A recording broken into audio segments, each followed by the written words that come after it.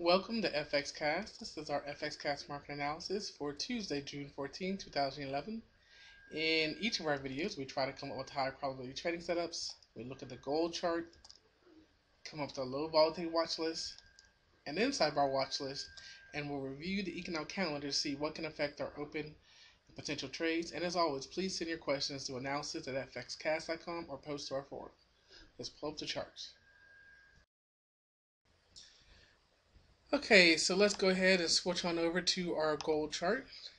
Here we are looking at the daily, and what we talked about was our uptrend line, and that if we break that, as we saw some weakness coming in here, and we also said this weakness because the volume was okay, that we could break this and come down and watch the 50. Now, if we break the 50 moving average, we could see acceleration because this is, sort of a line in the sand for many of the institutions. So we want to see this hold up. Again, obviously, we're in a long-term uptrend. So a pullback, certainly it could give us a buying opportunity. And since we have 1, 2, 3 touches off the 50 moving average, that's where I will look to buy. We can also see, though, on our hourly that our RSI is giving us sort of a buy now, that we're coming out of oversold. And you can also see on our hourly that we have a vacuum here, that if we can get above, I don't know, maybe 115, 117, 15, 17, that there's a vacuum to get back up here into the 20s. Our next one is going to be the Aussie dollar. This one has been tracking right with gold. You can see the weakness here, and we're failing at the 50 moving average. It's trying its best to hold up, though. We kind of resolved, consolidated here for a couple days, and now over here we're consolidating. Now, what's interesting is that our green day did happen on volume, more volume than our down day, so that's certainly good, but our resistance of the 20 moving average is sitting there. So we seem to be sandwiched right in between the 50 and the 20 moving average. And on our hourly, we're oversold, overbought, and there is a little vacuum here, and that's why you can see the big candle up, consolidate, big candle down because of this vacuum in here. But this is another one that if you want to, you can try to break below 1.0530 to catch down to our next support level. So again, selling could accelerate if we do really close below the 50 on a couple days here. Next, we have the pound dollar. And here you can see a big move up here, big move up, which means what? Well, on light volume, that means that once we get below this 163.50ish, that there's light volume to bring us back down. Overall, on the daily, we're watching this triangle. We're waiting for this to show direction. We are putting in higher lows, so that's certainly good, but this needs to resolve itself one direction or the other. So we're just going to wait, sit on hands, and let it tell us which way it wants to go. Finally, we have the euro dollar, which is putting in a lower high.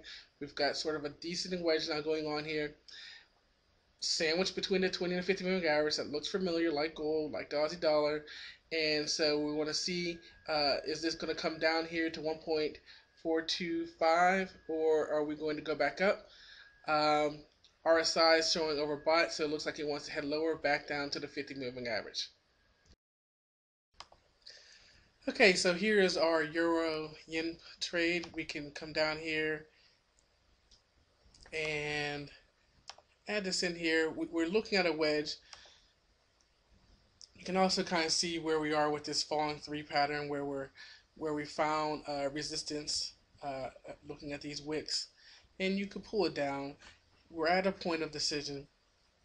It certainly looks like we could go down to the 200 moving average on hourly. RSI's heading down, so it looks like this falling 3 may come into play, and by the time we get down to 200, we'll be in with these wicks, so I would expect it to bounce there. Either way, we want to look at, one more time, this falling 3 pattern basically below 115. Okay, when we go to the pound, we've got the pound yen. We've been looking at this for days, looking at this descending wedge pattern. We did get to buy. What we said is, until it fails, trade it.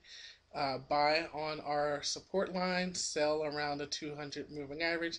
That has worked for the past week. You can see how much congestion we have on the hourly and our RSI is heading down as we get closer to the 200 moving average. So, there probably is a quick short, but basically in a larger scale, we're looking for a break one way or the other out of this descending wedge. We also have the pound franc, which we drew in yesterday of our make or break lines. Likewise, you could probably buy and sell our lines, but then once we close outside, then we have a new trend that can be traded. So we're looking to go long above 1.3800, go short below 1.3640, and then again, you can, if you're aggressive, you certainly can trade this, this channel here, and let RSI lead you the way. But likewise, you can still see a lot of congestion on the hourly. And our theme of the day of the buy and sell. Here's our uptrend line. This is $1 Canadian, and you can see buy the uptrend line short 98.15. We continue. Look at our market profile. Look how RSI is in the middle. So there's really nothing going on. And look at it was there for almost 2 full days there. So we're going to continue. We are pulling out of it, but really we should just adjust our lines a little bit here and kind of go in there. But again, we're just waiting for a break. Let the market tell us what it wants to do. Otherwise, trade buy the uptrend line, sell the 98.15. And like the pound franc, we have the dollar franc, which is in a range. Buy and sell the support and resistance. The break as it's consolidating, we can have a new trend once we close above or below this range. Look at our point of control way up here. We're forming a new point of control down here at 83.65. You can certainly buy and sell each way.